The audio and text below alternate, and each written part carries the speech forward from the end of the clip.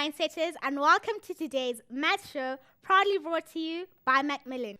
We have selected highlights from lessons shown early in the term to help you revise. You can download the notes for today's show from learnextra.co.za/live. Now it's time to get on with today's lesson. Please post your comments and questions on our Facebook page, facebook.com/learnextra, and on Twitter @learnextra, so we can help you with your revision.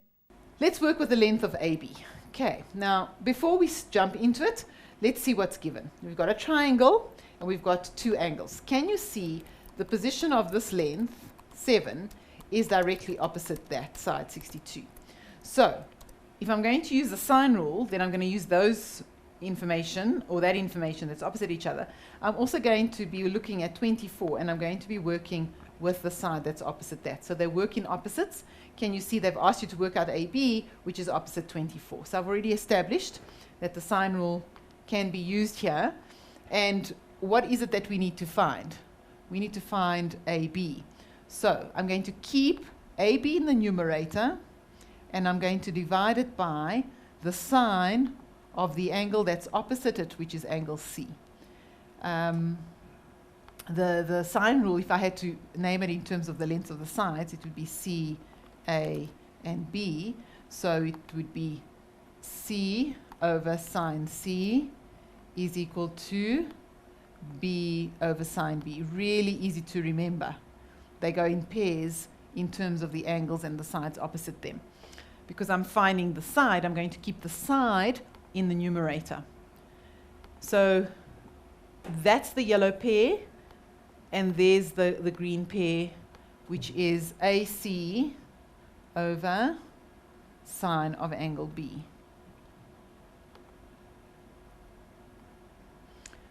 Right, I've gone a bit too far. Let's just go back up again. Okay, the length is AB, I don't know, so I'm going to keep it as AB. Sine C, there it is, sine 24.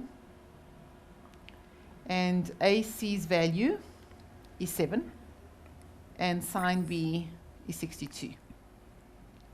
And with that information, we can get back to the calculator and use the calculator to find the length of the side. Notice that I've got a fraction, so I'm going to take 7, I'm going to divide it by sine 62. What am I going to do with the sine 24? How am I going to solve for that? I'm going to multiply across by sine 24. So let's do all that as 1. I'm going to take 7, I'm going to divide it by sine of 62, and then I'm going to multiply that by the sine of 24. Right, so let's see what we get. We get 3,224, and in terms of decimal places, I think you need to just look at the instruction for the question. AB for us in this case is 3,224. Units, whatever those may be. Okay, so most important thing is I can find a side as long as it's opposite an angle. And with this one, calculating the size of Q, it means that, again, I'm going to look at my information. I've got this side. I want to find this angle, so it's green opposite pair. And then I've got 104, and it's opposite 15. So we've got that information that's opposite each other.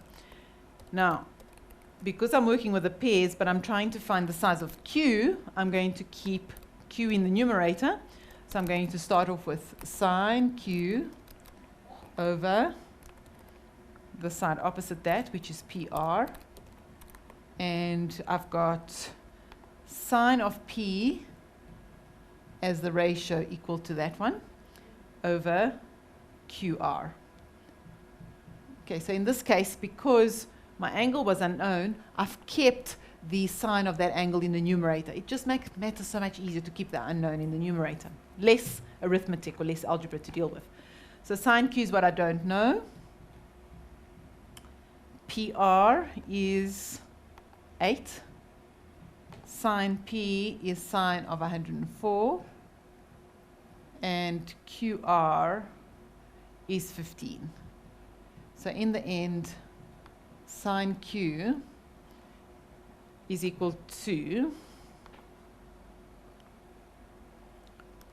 sine 104. So let's take sine 104, start with the right-hand side, sine of 104, and we're going to divide it by 15, and then we're going to times by 8. So we get 0,517. That's the ratio. And now to find angle Q, we've got second function sine 31,2 degrees. So Q is equal to 31,2 degrees. Okay. So the question is, find the largest angle in the triangle. Let's see what information we're given on the triangle. We've got a side of 7, a side of 9, and a side of 4. So grade 11s, where would we find that largest angle? Opposite the largest side, which is 9. So where would the smallest angle be? 7, 9, 4. 4 is the smallest side. Opposite that would be the smallest angle, and then we would have Q. Right, so we're given 3 sides, and you might like to write this down. If we're given SSS, then we're going to use the cosine rule, or for short, the cos rule. Okay, now, you need to firstly write the rule so that you can see how to substitute those various values. Okay, because we're trying to find angle P, the cos rule will always work with the side that's opposite P. So it will start with RQ. So the formula is RQ, the side opposite the angle, is equal to the sum of the other two sides squared. So it's going to be PR squared plus PQ squared. Okay. So you always start with the side opposite the angle, and then it's the sum of the other two sides squared. And let's just get rid of this equal, because it's not equal to anything. Let's just get rid, there we go. And minus, you're now going to take away double the product of the two you've just written down. So the other two sides squared. So it's minus 2 PR times PQ. And then you multiply that by the cos of the angle that you've written that's opposite RQ, which is angle P. Okay, so those of you who may not have yet done the cos rule, this will look quite overwhelming, but you'll eventually get into it. So the cos rule always starts with the pair that's opposite each other, the angle and the side. So it's that side squared is equal to the sum of the two other sides squared minus the product of the two, the same two sides, multiplied by the cos of the angle that you started off with. So that the angle and the side are always opposite each other, and it's good to just double check that they're actually in that position. Once you've got the formula out, then it's a simple substitution. So we now have that RQ is 9 squared. We've got PR, which is 7 squared. We've got 4 squared minus 2 times 7 times 4. So these two squares are the same as the product of those two sides, and then we're timesing it by the cos of P. And now we just solve for that value. So we now have 81 is your 49 plus your 16 minus your 56 cos P. Now, grade 11s, you need to be alert to the rules of arithmetic, because some of you may be wanting to say 49 plus 16 minus 56, and you put all that together as an expression. But if we read it, it says 49 add 16 minus 56 times cos P. So there's an order of operations there. We've got to multiply before we can add. So the fact that we can't multiply, because that's what we're trying to solve for, let's get rid of those operations so that we can then solve for the unknown. So 81 minus 49 minus 16, that's those two terms. I am multiplying over here by cos P So I'm going to divide by minus 56, and that's going to equal to cos p. So now I have my ratio. So the only place that you need to watch out for is when you're reading it, that you don't get tempted to subtract the 56, otherwise you're going to get the complete wrong ratio. Watch out for product. So to solve for that ratio, get rid of your term, and then you've got a negative 56 times, which you're then going to divide by. Right, grade 11s, have you got your calculators out? Have you got that ratio out? So we now need to just pull that across there, and we've got 81 minus our 49 minus our 16, and that's all in the numerator,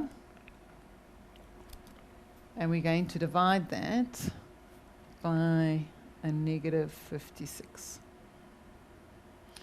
Okay, so that's your ratio, and negative 2/7 equals cos p. Okay, at this stage, grade 11, you should be analyzing, you should be saying, hang on, what's going on here? The cos ratio is negative. I was working inside a triangle. What size is angle P if my cos ratio is negative? And I'm inside a triangle. So if the cos ratio is negative and you were working in an infinite domain, then your ratios are negative for an infinite number of angles.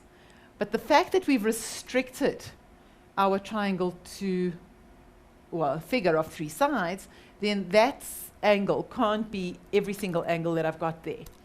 Okay, so what angle is the calculator going to give you? If I press for my function to give me an angle, what is it going to give me, grade 11s? What are you going to predict? Because you've got to be able to try and understand what the calculator is trying to say, otherwise it's also a meaningless tool.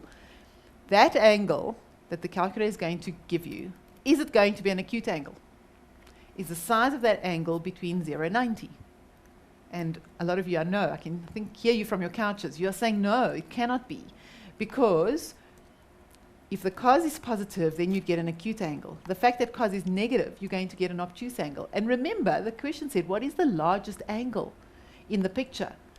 Can an angle in a triangle be bigger than 180? No. So we had an option between 0 and 180 degrees for that largest angle. And because the ratio is now negative, we can actually predict that that angle is going to be obtuse. So let's see if the calculator is clever enough. And let's see what it gives us. 2/7. And really we need, let's start again. It's the cos function that we need. So it is that function first. And only then do we need the fraction 2/7. Right. Abracadabra, let's get the obtuse angle. There it is, 106,6 degrees. So that's going to be 106,6 degrees. Now that is the largest angle of the triangle. So if we go back up,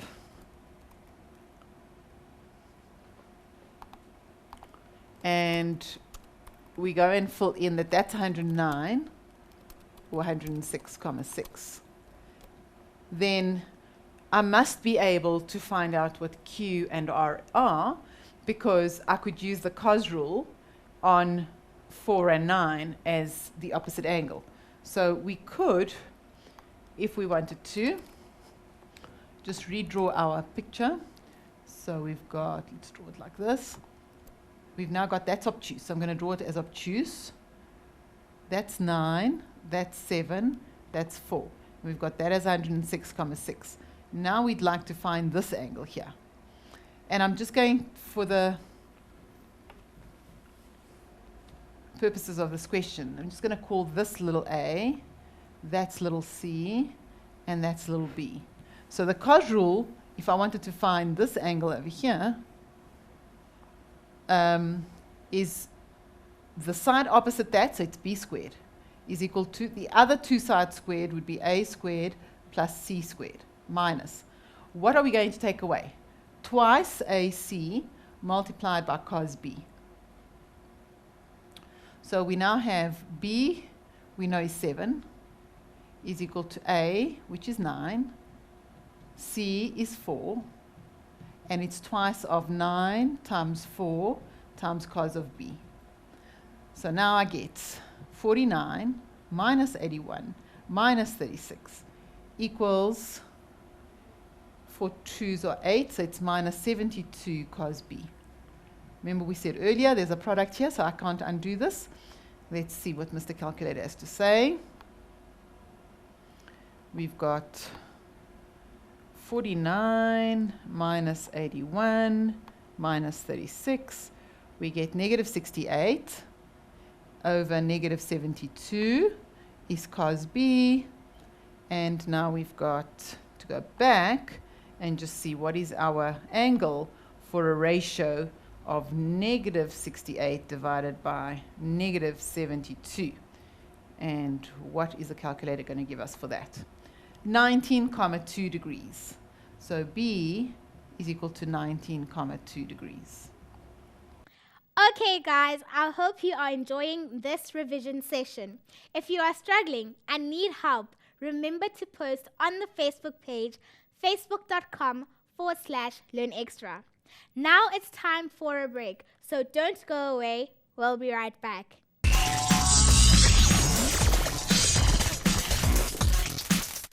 Welcome back from the break. I can't believe that spring is here and soon it will be time to plan for your final exams. But don't stress, exam school is coming in term 4. We'll be here to support you all the way.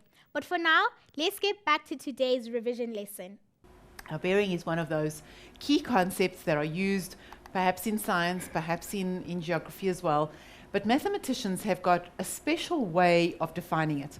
And I've always found that we often can't do maths because we don't know the rules that govern this thing. So if only we knew the rules better. So we're going to look at the rule first and we're going to try and apply it in one of the questions. So what is a bearing? Okay, a bearing is just a way that an angle is measured using the compass line. We can measure angles using bearing. When using bearing, we always measure the angle from the north line and we rotate it in a clockwise direction and give the angle using 3 figures. For example, if we look at this orange angle over here of 50 degrees, you will have seen that it says 050, and that's just because we get angles larger than 100 degrees and we don't want to have missed that third digit. So there's always 3 digits so that we don't get confused. And we would measure that as 050 degrees, and we would measure this angle here as 290 degrees. And we would talk about a bearing of 290 degrees. So you talk about if planes are flying, at what bearing they're going. You talk about ships, if they're at sea, what bearing they're going. Because can you imagine how we would find somebody in the air or at sea if we didn't have a set way of actually starting to measure? So we would just align our compass in a northerly direction, and then if we all measure in the same direction, we're going to be able to find you if you're stranded out at sea. Okay, so however, there's another way of also referring to angles. We can also measure angles using the direction that they're going in. So in this case, a point is stated as the number of degrees east or west. How far are they from a north-south line? So for example, if I say capital N 50 degrees east, I mean that's where I start on the north-south line, and the point that I want to find will be measured 50 degrees in the direction east. So I would rotate in an easterly direction, and I would then draw my line to find where that object is. I would be able to find that object along that line, which is what they've drawn over here. So from your north-south line, you would measure 50 degrees, and then your object would be along that line. And the direction of point C would be, here's the north-south line, and I'm going to measure it 60 degrees west. So we would go in a westerly direction. We're not going in the easterly direction. We would rotate 60 degrees, and that's where we would find C, somewhere along there. So we're always measuring from a north-south line. So point A is said to be 50 degrees east of north. That's the line that we start measuring from. That's the direction we've moved in, so 50 degrees east of north. And point C, we would say, is 60 degrees west of south. So north-south line is from where we measure, and then we rotate towards that line, 60 degrees towards the westerly direction. So I think it's very clear.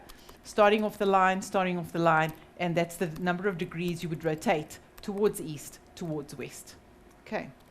Right, let's see an example of this in action. Two ships, they leave a harbor H. So let's go and find H. Here's my harbor. Okay. So at H, I'm going to put my compass line, orientate it, so that the first ship sails, now they're telling you how far he goes to a point A in a direction of, here it is. Can you read that? What does that say? The second ship sails for 58 kilometers to a point on a bearing of 315 degrees. Okay, so if I'm going in the direction north, means from north, how many degrees must I mark off in an easterly direction? I must mark off 55 degrees. So there's my 55 degrees. So I can be given a direction, and somewhere along that line, after how many kilometers? 32 kilometers, I'm going to find point A. Then another ship sails for 58 to a point B on a bearing of 315. How do we measure bearing? From the northerly direction, we're always going to measure it in a clockwise direction. So it's going to be all the way to 315 degrees. I have to measure 315 degrees in order for me to get where that other ship has gone. So can you see the two ways of being able to measure angles? I can get the north-south line and then how many degrees to east and west I'm moving, or I can get it on a bearing. On a bearing means always start at north and always measure in a clockwise direction. It's never going to be anti-clockwise. Remember, that contradicts the trigonometry, because trigonometry measures positive angles in an anti-clockwise direction. So it can be quite a little bit confusing. And that's 315. Now, grade 11s, if this pink angle is 315, then how much is it from that line to that northerly line? Yeah, it doesn't take you long to say that that must be 45 degrees. Okay, but before we carry on, then when you've measured 315, that's where you will find, alrighty, that's where we will find B, after you've traveled 58 kilometers. Okay, so how can we translate this into something meaningful for us? We've got a 58, we've got a 32, and we've got this angle of 45 and 55, which is 100. Okay.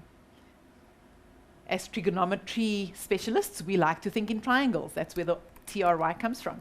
So good to look for triangles that have got information in them. What's the question? How far apart are the points A and B? So we want to find how long that distance there is. So there's A, there's B, and there's H. Okay. Which rule would be applicable? And before we go there, let's just check. We've been given a side. We've been given the angle that's between the two given sides. Do you remember what rule we use when it's side, angle, side? So the information isn't opposite each other, which is the sine rule. It's actually, the information is actually in an SAS formation. So we can use, to find that third side, we can use the cos rule. Okay, let's see how it works. Somebody earlier on said, why did I start with, in the first question I did, why did I start with a particular side? Because the cos rule, it's much easier to internalize and to be able to use it if we start with the side that's opposite the given angle. And that really is the way the formula comes out is also like that. So we're trying to find this length over here, which is opposite this angle over there. So guess what? The rule says start with the side that you don't know. Will always be equal to the other two adjacent sides. So it's BH squared plus AH squared minus twice of BH times AH times the cos of H. Right, AB is what we don't know. We know that the other two lengths, one is 58. BH, what is BH? Yes, 58. And the other one is 32. I have to be very careful with my substitution because the grade 11s are checking that I'm accurate here.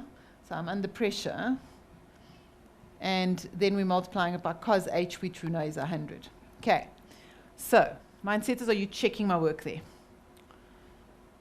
There's lots of values here. Okay, we can keep it about there. Okay, let's keep it about there. 58 squared. Right, brackets, 58 squared plus 32 squared minus, no, not on the numerator, no. We've got twice of, no, minus twice of 58 times 32 times the cos of 100. And that gives us 5,032. Let's just go and write that in. So AB squared is 5,032, and it had all those other values. What are we going to do to find AB? After all that calculator work. Calculator's smart, eh? Oh. So we've got there that value. We want to find just AB. Smart, grade 11s, yes, you just find the square root of that. So AB is 70,94. Okay. So that's 70,94. So the ships are 70 kilometers or 71 kilometers away from each other. And that is really to help you work with the cos rule within bearings and angle rotations. Now it's time for a break, so don't go away. We'll be right back.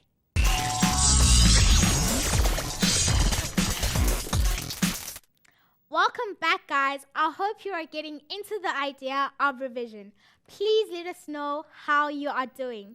I'd love to chat to you on Facebook and on Twitter. Enough of the chat. Let's get back to revision. We want to be able to calculate the area of the following shapes. Firstly, in this isosceles triangle, and we've got PQ equals QR. So the given information is I have PQ equals QR. It's been marked on my figure. And so therefore this must be 6 centimeters. And we said that to work out the area, I need to be given side, angle, side, where the angle is included. So when I look at my picture, I've got this angle, I've got this side, but I haven't got the length of the side. And I can't work out the length of the side because to work out using the cos rule, or to use the sine rule, I haven't got angle P. So I'm a bit stuck. I've got a lack of information. So there must be another way of being able to get an included angle. And if you look at the two given sides of an isosceles triangle, this point here is actually called the apex. And this apex is where the two equal sides meet. I'm going to just look at this angle of 48, it's opposite 6 centimeters.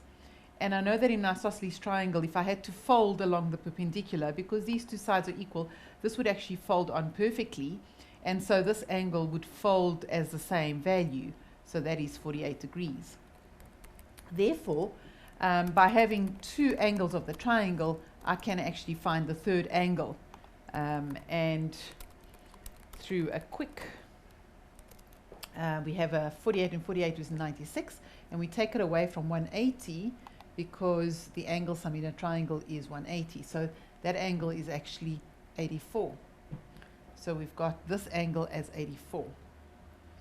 And now we have side, angle, side. Okay, notice how we were missing that angle, so we'll have to go and calculate it, or we'll have to find an alternative. And it was actually impossible to find out QR. Now we can go and find QR, because with an angle, the side is opposite the angle, and that side's opposite that angle, so we can use the sine rule to denote that. So writing it up as a solution, we would have, always start writing the angle you found. So angle R would be the same as angle Q, which is 48 degrees. And that is because we've got an isosceles triangle, so we've got equal angles will be formed opposite equal sides, but this will only happen in an isosceles triangle. Okay, then we have that angle P would be 180 minus the sum of R and Q, and give a reason for that, because our interior angle sum in triangle. And so that substitution of our 96 would give us angle P of 84. Okay, now we're ready to work out the area. So the area of the triangle is a half. Let's just go and look at the sides. So it would be PQPR, the two sides that are times the sine of angle P, that are adjacent to that angle, so it's included, and the sides were 6 times 6. Notice how I'm using brackets and not a dot. A dot in your final exam, you can overlook it because your mind looks so quickly at these things. And then we're going to times it by the sine of 84. Just to go back and see, do we have some units? Yes, we've got some units. So we're going to have our area in squared units. And we're going to have a 36, a half of that. So it's an 18 multiplied by the sine of 84. And we've got that as 17,9. And remember, it's squared units because it's area, so it's squared centimeters. Okay, right, so a nice example to start us off. Let's go on to the next one. Calculate the area of the following shape, the equilateral triangle TRY, or tri. Okay, so again, working with area, we would like to get a side angle side, otherwise we can't get the area. Included angle between the two given sides. And what is special about an equilateral triangle? Grade 11s, do you know what's special about an equilateral triangle? Right, it's a special triangle. It's unique, it's one of a kind, where all three sides are equal. So all these angles will be the same size, but because three are the same size in 180 degrees, it must mean that each one then is 60 degrees. So we've got 60 degrees.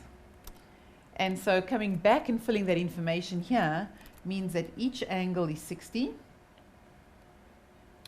And if one length is 4, then all lengths are 4 centimeters. And now the SAS is easy because we sandwiched between 4 and 4 with a sine 60. Okay, so writing up the sine rule, or not the sine rule, but the area rule. The area of triangle TRY will be a half of TR times TY times sine 60. And so that would be equal to a half of each side times the included angle. And let's see what our calculator gives us. 8 times 4 fours is 16, half of 16 is 8, times sine of 60.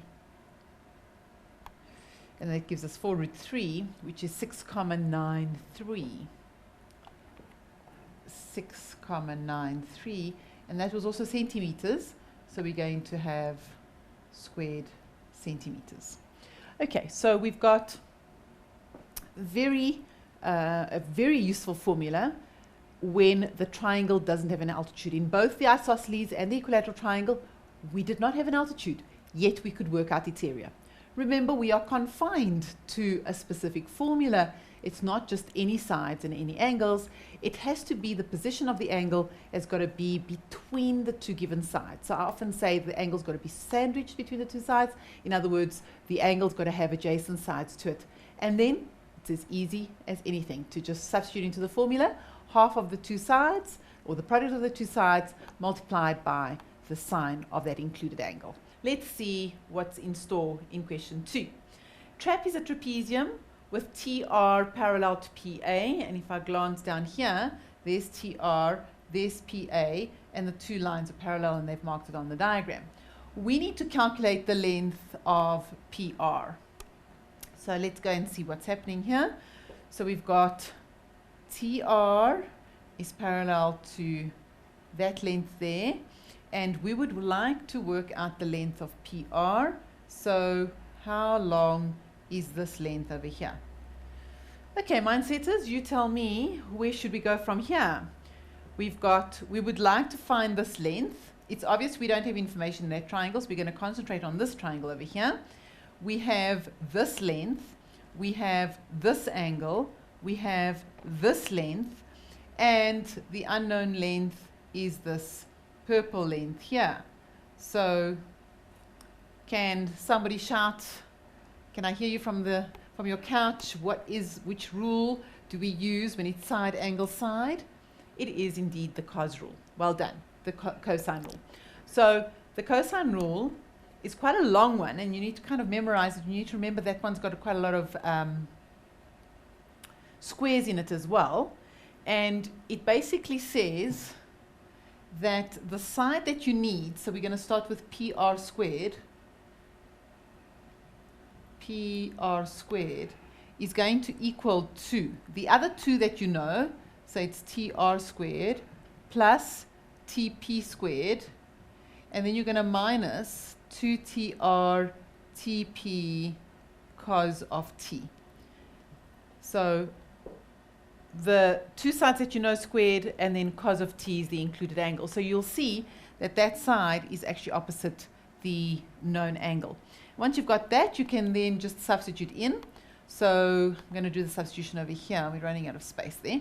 So PR squared is equal to 10 squared plus 6 squared minus 2 times the 10 times the 6. While you're writing it down, you're making sure that they're the same, times cos of 116. Once we've got those values, we can now go on to our calculator. It's 10 squared and 6 squared. So it's 100 plus 36 minus 2 of that. So it's a 60, and it is a sine, no, it is a cos of 116. So we get 188,6. But remember, that's PR squared. So we need to take the square root of that answer. And we get 13,73. 13,73, and its measurements are in centimeters. Okay, so nice use of the cosine rule by being given side angle side. So that's PR, the length of PR. Now, we need to work out the size of TRP. So TRP is this angle over here. I'm going to call it 1 and 2. We want to find the size of that angle. Okay, so now the first thing is you always work with the sine rule if possible because it's so much easier. There's my angle that I need to find. There's the side opposite that. Okay, there's my angle that I have been given, and I've just worked out that that is 13,73. So I do have information that is opposite each other. So I'm going to use the sine rule for that. You could, if you wanted to, use the cos rule because you've got 3 sides, so you could use the cos rule. However, the cos rule's got a lot of algebra in it. It's got squaring, it's got addition, it's got multiplication, it's got subtraction. So I try and avoid it if possible because it's so complex. I would rather use the ratio. I would rather use the sine rule. Okay, much simpler to work with ratios than it is with the algebra. So the question that, well, let's first just write up here. We want to find R1. So your sine rule would say that sine of R1 over the side opposite that, which is over 6, would be equal to the sine of 116, and it would be opposite that, which would be our 13,73. Okay. Now, grade 11 is just a note on rounding. Yes, in your book, you might write it in a rounded off form, but when you are working with your calculator, you need to keep all your decimals in there. Otherwise, rounding error is going to compound, and at some stage, you're going to really be coming short with all these rounding offs. So that is our value there. I think we still have 13,7 on our calculator. There we go. So let's just come here, and we need to get the reciprocal of that. So if we take that to the -1, that means I've got 1 over that multiplied by the sine of 116. So that's what's on the side, and then I'm going to multiply that by 6. So I get a ratio of 0,39. That is what sine R1 is equal to. So sine of R1 is equal to 0,39. How do I find R1? Is we're going to find, we're not going to find that. Okay. Okay, we've lost that value. Let's just do that again. So we had 100 plus 36 minus 2 times 60 times the cos of 116. We had that. We had the square root of that. Okay. And then we had the reciprocal. We had times sine of 116. And we had times 6. Okay, and now we want to find, shift, there we go, the angle that gives us that sine. And that is an angle of 23,12 degrees. So 23,12 degrees, that's R1. Okay, then the size of RPA. RPA, that's 1, that's 2, and RPA would be angle P2, this angle over here. I'm sure you know lots about the properties of parallel lines. So we've just worked out that that's 23,12. So the angle that would be over here would be 23,12. Those are alternate angles. Okay. And now the last question is calculate the area of the trapezium. Okay. So now the area of the trapezium is not bisected by that diagonal. I can see that this angle's not, this triangle's area is not the same as that one.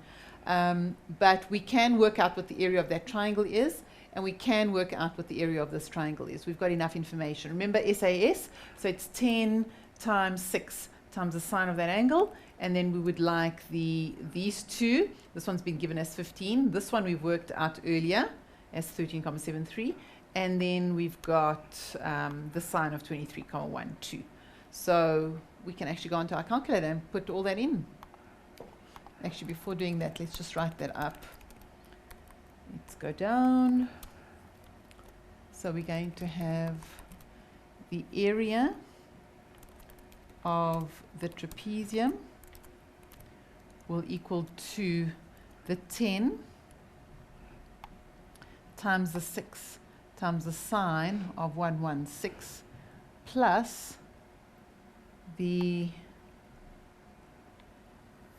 half of the 13,73 by the 15 multiplied by the sine of 23,12 degrees. And that's really what we need to get onto the calculator. I wonder if they make this Casio just a little bit smaller so we can fit it in here. Right, so that's 60 times a half, so that's 30, multiplied by sine of 116. And we want to add 0.5 times a 13.73 times by a 15 times by the sine of 23.12. And we get 67,4. 67,4 squared centimeters. Isn't that wonderful? Trapezium without altitudes. We've been able to work out its area by just having some of the information and being able to work out the other sides by using the cos and the sine rule. We've come to the end of today's show. Thanks to Macmillan for making the show possible, and thank you for joining us and for participating in this revision session. Remember to visit our website, learnextra.co.za/live to get the notes and to watch the videos. If you are stuck on any questions, make sure you post them on Helpdesk at learnextra.co.za/helpdesk. From all of us at Learn Extra, have a great September holiday and join us again from the 30th of September for Term 4.